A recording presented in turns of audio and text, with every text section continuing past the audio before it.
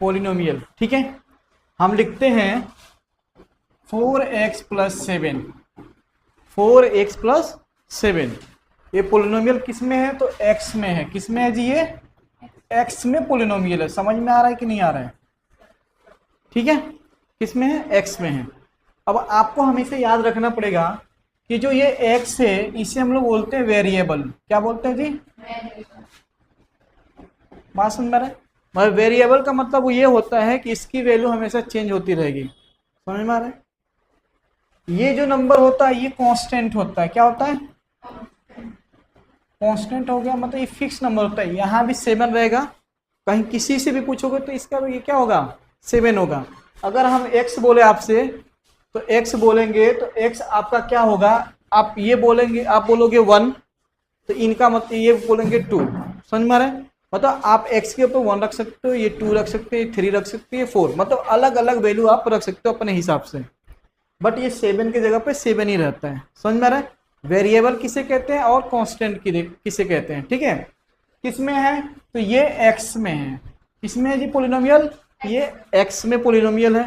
ठीक है, कभी कभी आपका इस टाइप से देता है P Y equal to 4y square plus 2x plus 3।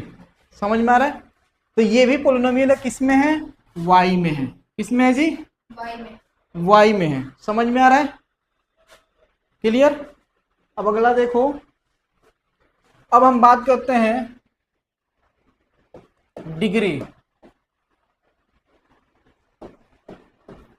Degree of polynomial. Degree of polynomial क्या होता है? देखो, जैसे हमने लिखा 4x square plus 2x plus 3, हमने लिख दिया। तो जो इसका मैक्सिमम पावर होता है, जो इसका मैक्सिमम पावर होता है उसे हम क्या बोलते हैं? डिग्री बोलते हैं। समझ में आ रहा है कि नहीं आ रहा है? तो मैक्सिमम पावर क्या है जी? 2 है।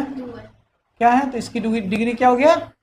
2। हमने लिख दिया 9x की power 3 plus 4x square plus 9x plus 2। इसकी डिग्री क्या हो गया जी? कितना होगा डिग्री? इसकी डिग्री होगी 3, क्योंकि हाईएस्ट पावर क्या है? हाईएस्ट पावर 3 है। समझ में आ रहा है कि नहीं आ रहा है? एक चीज और याद रखिएगा, पोलिनोमियल हमेशा जो ये x का जो पावर होता है ना वो होल नंबर होना चाहिए। क्या होना चाहिए? Whole number. होल नंबर मतलब या तो 0, 1, 2, 3